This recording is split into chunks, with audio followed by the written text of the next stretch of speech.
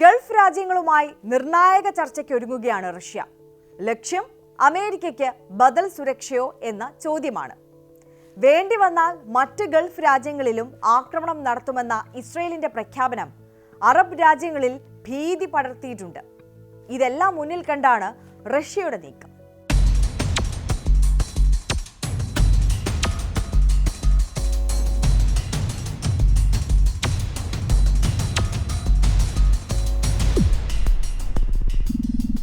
ഖത്തറിൽ ഇസ്രായേൽ നടത്തിയ ആക്രമണത്തിന്റെ പശ്ചാത്തലത്തിൽ അമേരിക്കയുടെ സുരക്ഷ സംബന്ധിച്ച ആശങ്കയാണ് ഗൾഫ് രാജ്യങ്ങളിൽ പരക്കെ പടർന്നിരിക്കുന്നത്. അമേരിക്ക സുരക്ഷ നൽകുമെന്ന ഒറ്റ വിശ്വാസത്തിലാണ് ഖത്തർ ഉൾപ്പെടെയുള്ള ഗൾഫ് രാജ്യങ്ങൾ അമേരിക്കൻ സൈനിക താവളം സ്വന്തം രാജ്യത്ത് അനുവദിച്ചിരുന്നത്. ഇറാഖ് കുവൈറ്റ് യുദ്ധത്തോടെയാണ് അമേരിക്കൻ സൈന്യത്തിന്റെ അനിവാര്യത ഗൾഫ് രാജ്യങ്ങൾ തിരിച്ചറിഞ്ഞിരിക്കുന്നത്. എന്നാൽ അവരുടെ ഈ കണക്കുകൂട്ടലുകൾ എല്ലാം തെറ്റിക്കുന്ന ആക്രമണമാണ് ഇസ്രായേൽ ഇപ്പോൾ ഖത്തറിൽ നടത്തിയിരിക്കുന്നത്.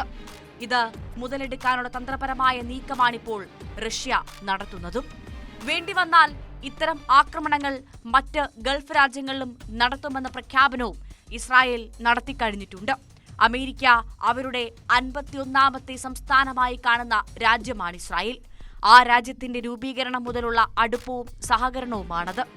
അതുകൊണ്ട് തന്നെ ഇസ്രായേലിനെ വിട്ടൊരു കളി അമേരിക്കയുടെ ചരിത്രത്തിൽ തന്നെ ഉണ്ടായിട്ടില്ല, ഇനി ഉണ്ടാവുകയുമില്ല. അത് ട്രംപ് ഭരിച്ചാലും ബൈഡൻ ഭരിച്ചാലും അമേരിക്കയുടെ ഈ പോളിസി മാറുകയുമില്ല. സാമ്പത്തികമായും സൈനികമായും എല്ലാം ഇസ്രായേലിന് ഏത് സാഹചര്യത്തിലും ആശ്രയിക്കാവുന്ന ഉറച്ച പങ്കാളിയാണ് അമേരിക്ക. ഏറ്റവും ഒടുവിൽ ഇറാൻ ഇസ്രായേൽ സംഘർഷത്തിലും ഈ സഹകരണം ലോകം കണ്ടതാണ്. ഇസ്രായേൽ നടത്തുന്ന എല്ലാ ക്രൂരതകൾക്ക് മുൻപിലും കണ്ണടയ്ക്കുന്ന അമേരിക്ക ആ പതിവ് ശൈലി തന്നെയാണ് ഖത്തറിൽ നടന്ന ആക്രമണത്തിലും ഇപ്പോൾ തുടർന്നിരിക്കുന്നത്. ഖത്തറിൽ ഹമാസ് കേന്ദ്രങ്ങൾ ലക്ഷ്യമിട്ട് ഇസ്രായേൽ നടത്തിയ ആക്രമണം അറിഞ്ഞില്ലെന്ന് പറയുന്ന ട്രംപ് ലോകത്തിനു മുന്നിൽ വീണ്ടും അപഹാസ്യനായിരിക്കുകയാണ്.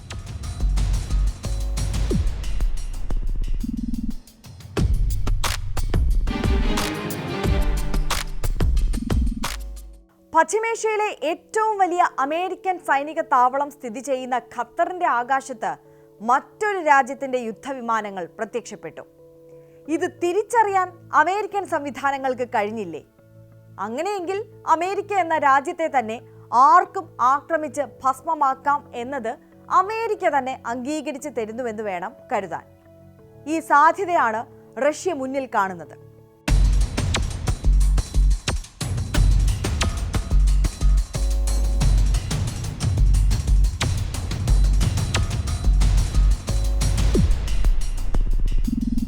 ട്രംപിന്റെ ഈ വാദം അതുകൊണ്ട് തന്നെയാണ് ഗൾഫ് രാജ്യങ്ങളും അംഗീകരിച്ചു കൊടുക്കാതിരിക്കുന്നത്.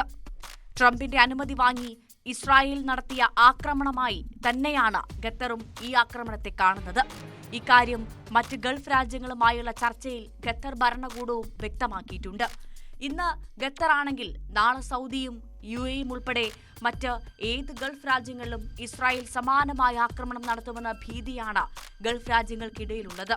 ഈ സാഹചര്യത്തിൽ ഗൾഫ് രാജ്യങ്ങളുടെ സുരക്ഷ മുൻനിർത്തി ബദൽ സംവിധാനങ്ങൾ സൃഷ്ടിക്കണമെന്ന ആവശ്യമാണ് ശക്തിപ്പെട്ടിരിക്കുന്നത്. ഈ അവസരം മുതലെടുത്ത് റഷ്യയും ഇപ്പോൾ രംഗത്ത് വന്നു കഴിഞ്ഞു. ഗൾഫ് രാജ്യങ്ങളിൽ റഷ്യൻ സൈനിക താവളങ്ങൾ തുറക്കാൻ തയ്യാറാണെന്ന സന്ദേശമാണ് റഷ്യ ഇപ്പോൾ നൽകിയിരിക്കുന്നത്. റഷ്യയും ഗൾഫ് രാജ്യങ്ങളുടെ സഹകരണ കൗൺസിലും തമ്മിലുള്ള തന്ത്രപരമായ സംഭാഷണത്തിന്റെ 8ാമത് സംയുക്ത മന്ത്രിതല യോഗത്തിൽ ഇത് സംബന്ധമായ ചർച്ചയും നടക്കുമെന്നാണ് പുറത്തുവരുന്ന വിവരം. ഖത്തറിന് നേരെയുള്ള ആക്രമണത്തിന് ശേഷവും ഇസ്രായേൽ അവരുടെ സൈനിക നടപടികളുമായി മുന്നോട്ടു പോകുന്ന സാഹചര്യത്തിൽ ഇസ്രായേലിനെതിരെ വലിയ പടയൊരുക്കം തന്നെയാണ് അണിയറയിൽ നടക്കുന്നത്. ഗൾഫ് ഇസ്ലാമിക രാജ്യങ്ങൾ ഒറ്റക്കെട്ടായി ഒരു സംവിധാനമായി മാറുകയാണ്. അമേരിക്കൻ ചേരി വിട്ട് റഷ്യൻ ചേരിയിലേക്ക് ഈ രാജ്യങ്ങൾ നീങ്ങുന്നത് അമേരിക്കയ്ക്ക് മാത്രമല്ല മറ്റ് നാറ്റോ രാജ്യങ്ങളെ സംബന്ധിച്ചും വലിയ തിരിച്ചടിയാണ്. ഇപ്പോൾ തന്നെ റഷ്യയും ചൈനയും ഇന്ത്യയും ദക്ഷിണാഫ്രിക്കയും ബ്രസീലും എല്ലാം നേതൃത്വം നൽകുന്ന ബ്രിക്സ് കൂട്ടായ്മയിൽ UAE, സൗദി അറേബ്യ ഉൾപ്പെടെയുള്ള ഗൾഫ് രാജ്യങ്ങൾ അംഗങ്ങളാണ്. ഖത്തർ ഉൾപ്പെടെയുള്ള മറ്റ് GCC രാജ്യങ്ങളും ബ്രിക്സിൽ ചേരാനുള്ള ശ്രമം ഇതിനകം തന്നെ ആരംഭിച്ചു കഴിഞ്ഞിട്ടുണ്ട്.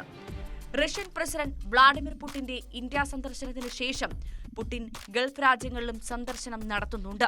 ഈ സന്ദർശന വേളയിൽ സൈനിക സഹകരണം സംബന്ധിച്ച കരാർ ഉണ്ടാക്കാനുള്ള സാധ്യതയും വളരെ കൂടുതലാണ്.